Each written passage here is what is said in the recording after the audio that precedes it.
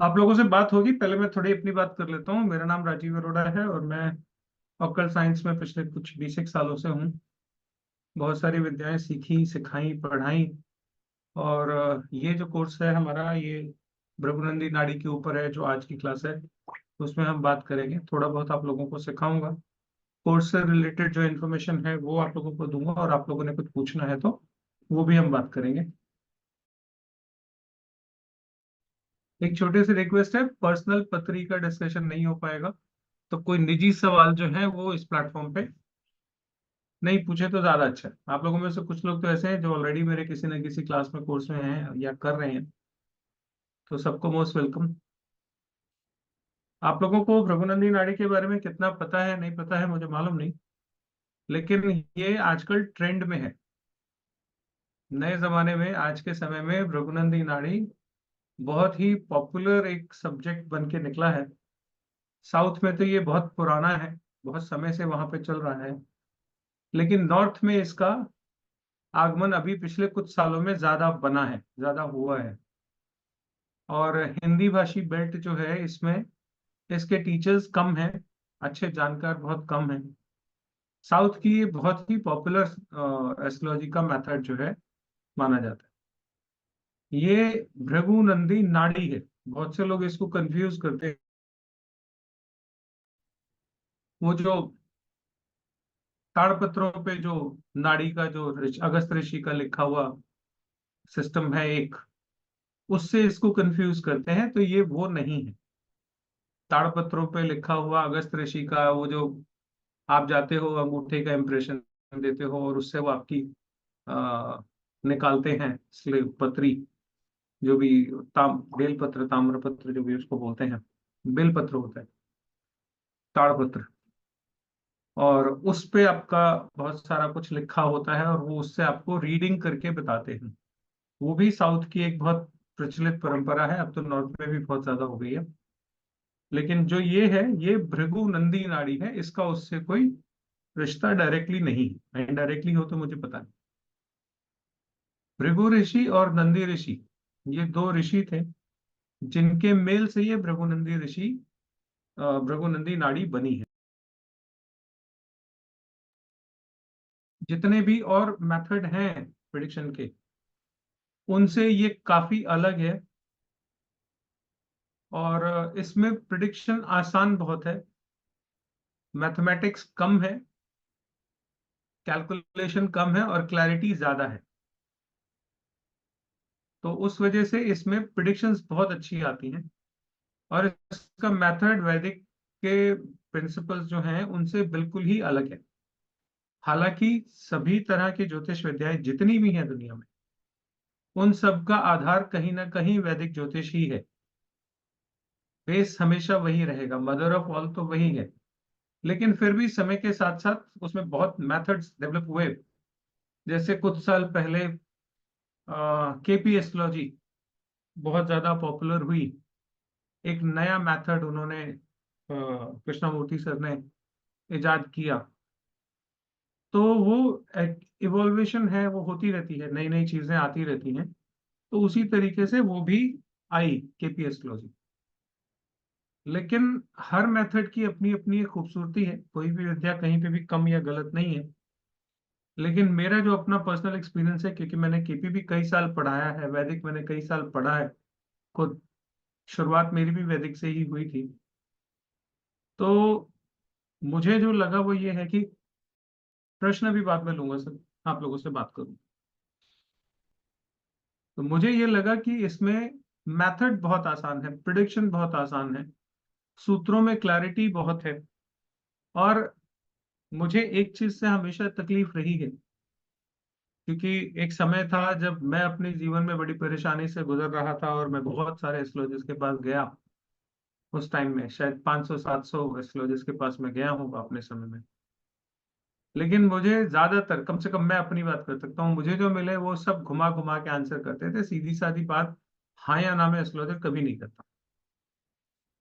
वो, हम लोग अनाड़ी होते हैं, वो ज्ञानी होते हैं, तो वो अपनी कोई ज्ञान की बारी बारी सी बातें कर देते हैं और आम आदमी उसको सुन के चुप हो जाता है, वो आगे बोले क्या।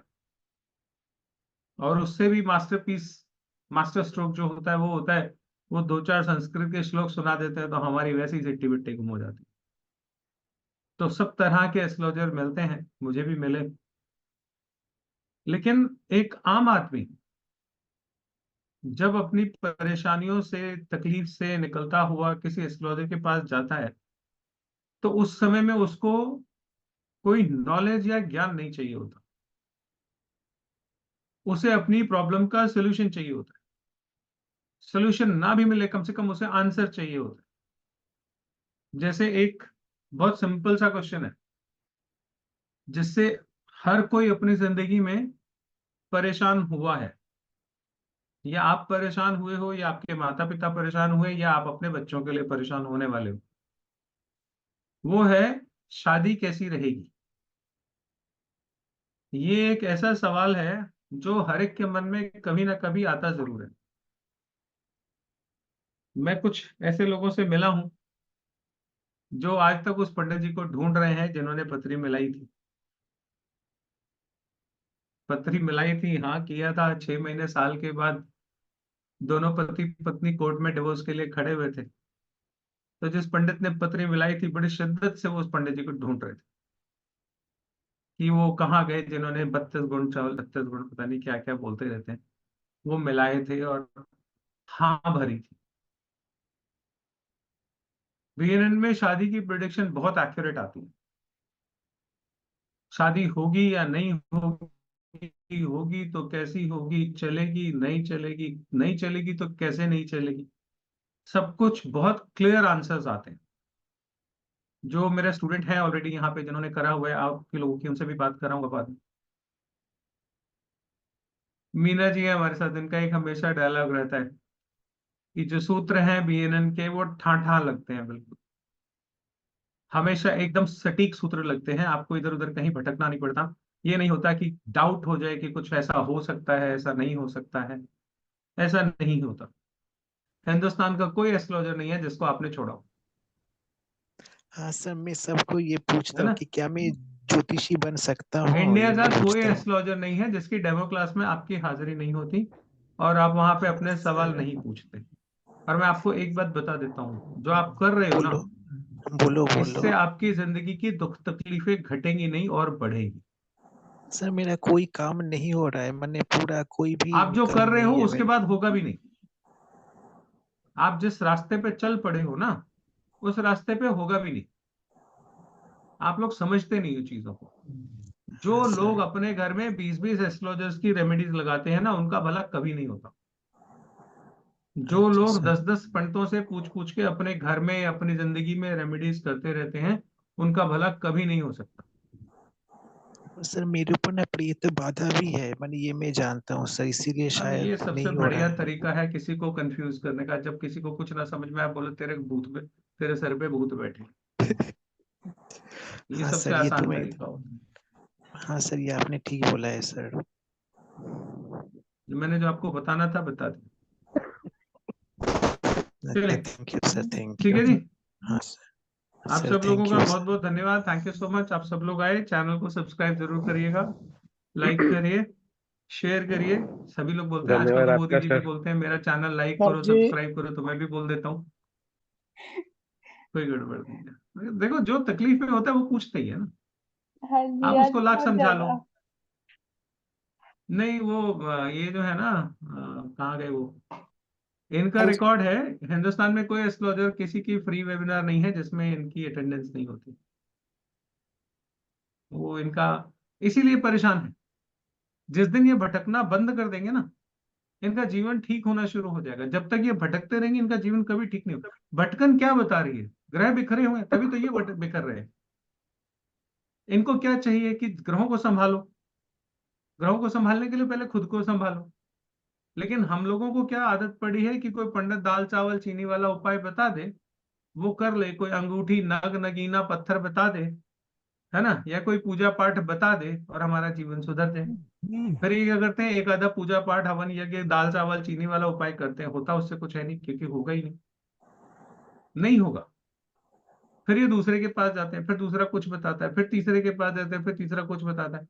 अब हो क्या रहा है, आप एक ही गलती को बार बार रिपीट कर रहे हो। तो बार बार जब आप गलत उपाय करोगे तो आपकी जिंदगी में परेशानियां ठीक नहीं होगी, बल्कि परेशानियां बढ़ेंगी, है ना। अब वो बात मैं इनको समझा रहा हूं, उनको समझ में नहीं आ रहा, अब मेरे कहने के बाद भी नहीं समझ में आएगा। ऐसा थोड़ी कि ये कल से जाना बंद कर देंगे किसी और वेबिनार में। वो सब जगह जाते हैं। मैंने बहुत सारे वेबिनार्स में इनकी अटेंडेंस देखी है। He is everywhere. ऐसे जितने भी लोग हैं, मेरी उनको रिक्वेस्ट है, सबसे पहले थमना सीखो। ये जो भागम भाग लगी हुई है ना, ये आपकी बेहिसी है, जिसको बोलते हैं। आप बिखर रहे हो बहुत ज्यादा। तो पहले अपने आप को संभालो। जिस दिन आप अपने आप को संभालोगे, आपके ग्रह संभलना शुरू हो जाएंगे। जिस दिन तक आप बिखरे बिखरे भागते रहोगे, तब तक आपके ग्रह भी बिखरे और भागते रहेंगे। ठीक कैसे होगे? लेकिन होता क्या है, जब समय खराब होता है ना, तो आदमी को सच्ची बात कड़वी लगती है, बुरी लगती है, जब समय खराब होता है। और जब समय सही होता है ना, तो रास्ते में चलते चलते कोई बच्चा एक बात बोल जाता है, हम कहते हैं यार कितनी बढ़िया कमाल की बात करी है इसने। छोटा सा बच्चा है, देखो कितनी अच्छी बात करी है, चल इसको फॉलो करके देखते हैं। उसे किसी पंडित की जरूरत नहीं है, क्यों? उसका समय अच्छा है ना। तो जब समय खराब होता है तो हम सही जगह पे सही आवाजों को सुनना बंद कर देते हैं, सही लोगों से जुड़ना बंद कर देते हैं। और जो कोई हमें सही करने की कोशिश करे, वो हमें विलेन लगने लग जाता है, वो अमरीश पुरी हो जाता है। ये दिक्कत है। मैं कहता हूं हमेशा कि मुझे कोई सही पंडित नहीं मिला। मैंने इतने लोगों को पत्री दिखाई, किसी पंडित ने ये नहीं कहा कि तुम आगे जाके एस्ट्रोलॉजर बन सकते हो। एक भी 600-700 पंडितों में से किसी एक ने भी नहीं कहा। गलती किसकी थी? समय मेरा खराब था, तो मुझे अच्छा पंडित भी तो नहीं मिलेगा ना। मिलेगा तो वो मेरी बात नहीं सुनेगा। नहीं तो अगर उसने सुन ली तो मैं उसकी बात नहीं सुनूंगा। कहीं ना कहीं बीच में कट रहेगा ना। क्यों? अभी ठीक होने का समय नहीं आया। जब गुरु ने आपको संभालना होता है ना, तो गुरु मारता है लात। मैं हमेशा बोलता हूँ, जो लात का बुरा मान के गुरु से लड़ बैठता है, उसका समय खराब ही चलेगा। और जो गुरु की लात को पकड़ के बैठ जाए, गुरु जी आज मेरे भाग्य खुल गए, अब नहीं छोड़ूंगा आपको, उसका दिन बन जाता है, उसकी लाइफ बन जाती है। तो this is how you take. आप लेते कैसे हो? समय खराब होता है तो गुरु को गाली देते हैं लोग। गुरु मतलब जो नॉलेजेबल आदमी हो, जो उसकी सही उसके भले की बात करता हो, उसको गाली देता है वो।